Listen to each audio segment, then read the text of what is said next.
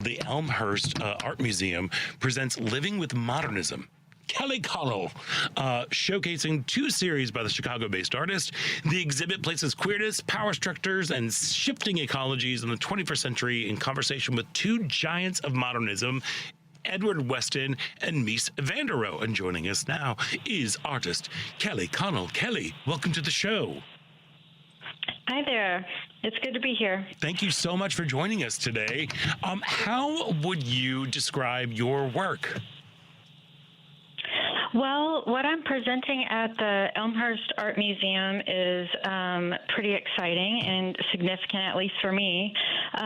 They will be showing two different bodies of work, one entitled Pictures for Karis, which will be in the main gallery, and then a commission for my ongoing Double Life project that will be shown in the Mies van der Rohe house there on the museum campus. Fantastic. So for folks out there who might not be as familiar with the term modernism, what exactly is that? So modernism, let me think back. So Edward Weston was one of the key modernist photographers. He was interested in straightforward photography that focuses on form with no compositing. Everything is presented as it's seen in its most natural environment. His black and white photographs are exquisite, and he's known as like a master of photography. Mies van der Rohe is an architect who's well known that some listeners might have heard of, and he's one of the very first architects who designed a glass house. And so there is a glass house on the campus, and that's also paring down form to just show concrete, glass, open wood paneling to where you're completely enveloped in thinking about just those materials alone. Mm-hmm. Yeah, I mean, if you drive down Lakeshore Drive, you can see some Mies van der Rohe buildings right there. Yes. So you, if I understand correctly, Kelli, you went back and recreated some of the photos using the same natural landscapes that were in the original that Weston did, that Edward Weston. And how did those landscapes, how have they changed over the years from what Edward Weston saw versus what you captured? Yeah, so what I did actually is I kind of got enamored by, or I guess you could say a crush on in some ways, his partner, Karis Wilson, who was a writer, and I wanted to know as much about her as I could. I had learned about her through my art history classes by seeing Edward Weston photographs of her rolling down sand dunes or laying nude in a pool, but they were simply titled Nude, 1939 or Nude, 1934, and I didn't know who she was at all. So it was only until maybe 10 years ago that I found out her name and realized she was a writer and that she had collaborated with Edward Weston on a project called California in the West that was published in 1940 and included 20 chapters of her text and 96 photographs made by Weston. And Edward Weston was the first photographer to receive a Guggenheim Fellowship. Oh, wow. And he and Karis went out west together, the two of them, on 17 different road trips, and he made over 1,100 8x10 format negatives while she kept an extensive travel log. And what was published was that book called California in the West. So 80 years later, me and my previous partner, Betsy Odom, who's also an artist here in Chicago, we went out west to try to make work in the places where they had either lived or worked together. And I photographed with a 4x5 camera. Edward used an 8x10 camera. And I guess it was really fascinating because some of the scenes looked very much the same as they had 80 years ago. And then other scenes have changed a lot based on climate change and, man's own destruction to nature or reusing the land in a different way. Big Sur area in Point Lobos definitely has a lot more erosion than it did 80 years before, but there are parts of Death Valley or Yosemite that look almost exactly the same, which surprised me. Yeah, I would hope that some things look the same, but I fear that a lot wouldn't, due to climate change. So it's kind of Edward Weston used his partner. You used your former partner. It seems like it's kind of deeply personal. I mean, how do you know where to let the personal and the professional, drawing the line, I should say, a little bit in how you represent your former partner? Yeah, well, truthfully, I've always been interested in relationships and photographer-sitter relationships in particular. The body of work I'm most known for is called Double Life, and in that work, I'm working with my friend and model, Kiba Jacobson, and we've been working together since 2002, and the new work that will be shown in the Mies van der Rohe house is of Kiba. So for that whole time, since 2002, I've been working with her, but also researching and looking at work by photographers who have worked with one subject or one model over a long period of time.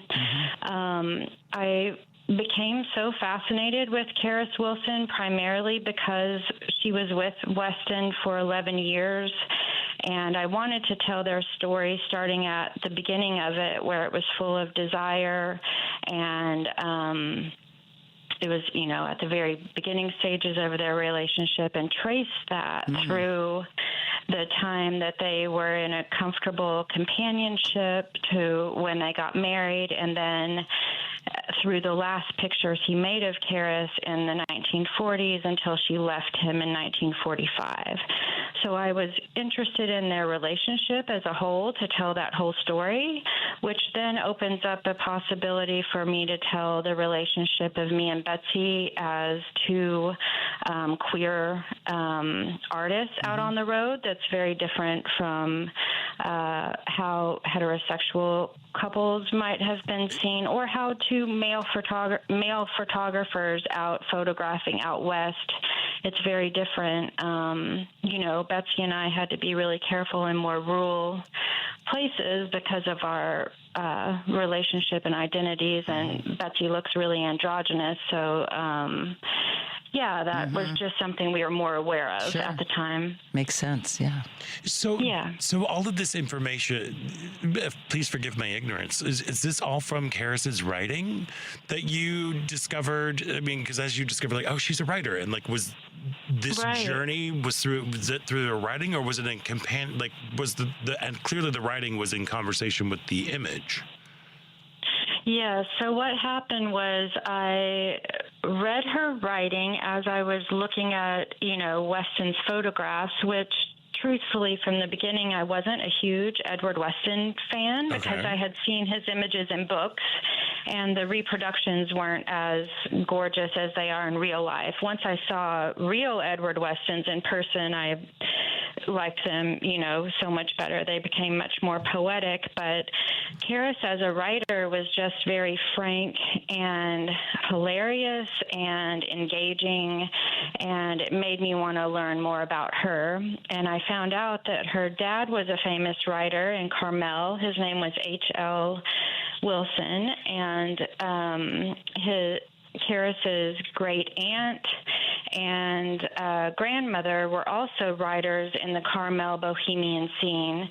And Karis wrote her own autobiography when she was in her 70s called Through Another Lens, My Years with Edward Weston. And the reason she wrote that book is because after he passed away in 1958, over the decades, because she outlived him by several decades. But over those decades, he kept getting reframed and turned into a myth or a person that she never would have associated with, based on how other people were writing about him or telling stories about him. So she just kind of got infuriated and would cut out articles and underline things with a red pen. And she just wanted to kind of set the record straight as best as she could by telling her own story, which I think kind of freed herself too, to not being seen as simply his muse or a model, but also someone who had agency, who was a really strong, independent woman and free spirit, but also actually helped me to see Edward Weston in a way that was much more free and non-conformative than I had believed him to be. So that's the kind of surprise. So my work is at the Elmhurst Art Museum is 45 large-scale photographs that you'll see on the walls, and then 48 of Edward Weston's images that are shown in vitrines in the center of the gallery. But then I published a book called Pictures for Karis in 2024 that's 20 chapters of text that I wrote that also includes writing by Karis Wilson and pictures by Weston and myself. So you can read more in that book too if viewers are interested. Yeah. So how do Pictures of Karis and the other exhibit, Double Life, how do those two have a conversation with one another? Yeah, that's a great question. So one exciting thing about the new commission for the Mies van der Rohe house,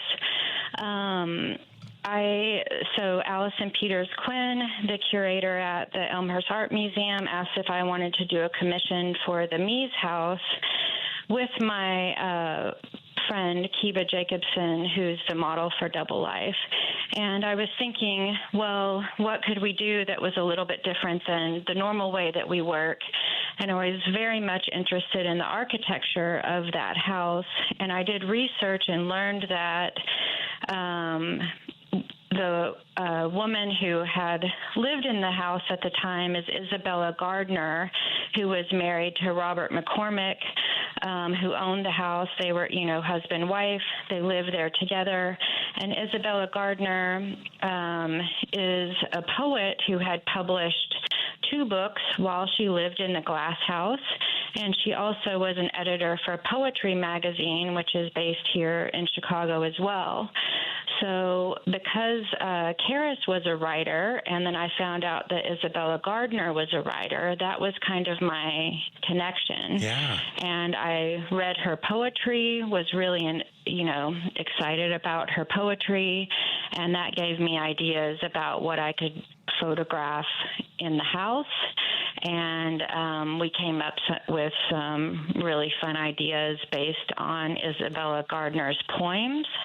And one really exciting thing for me is that I photographed with Kiba in the house, and then the final photographs are installed in the places where they were made. So the architecture has a direct conversation or relationship to the pictures. So it should be really fun for people to visit and see that. Oh, it sounds like it. Do you have a hope of what people might take away from your photos after spending time with them? Yeah. Well, I think in general, my work is really empathetic and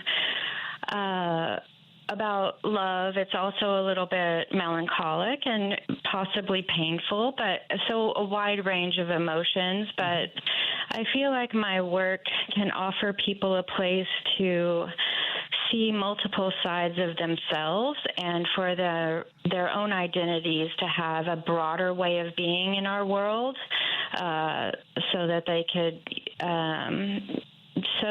hopefully women can feel like they could show a more masculine side of themselves if they want, or men could show more sensitive sides to themselves, but all of us are afforded a broader way of being.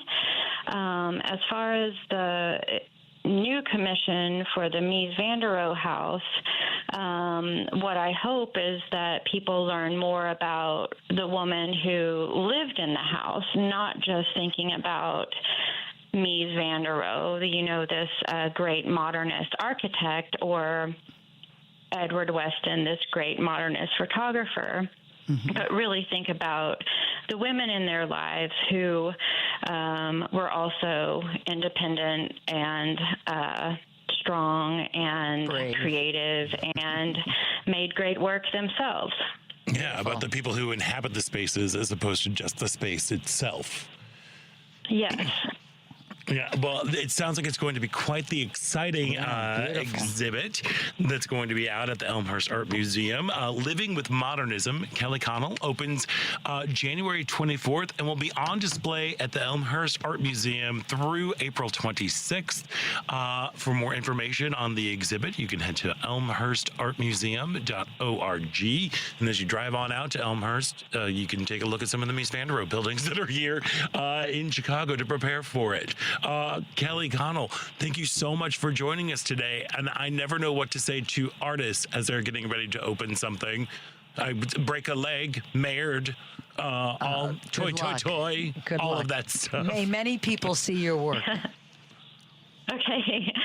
Yeah, thank you so much. Take a picture, I guess you could say, instead of break a leg. There I you go. don't know. And if folks want to find out more about you and your work, how can they do that? I have a website up, yes. It's just kelliconnell.com. All right, Kelli Connell, thank you so much for Thank you, joining us Kelli. today and to take a picture. Thanks so much. Take care. Thank you.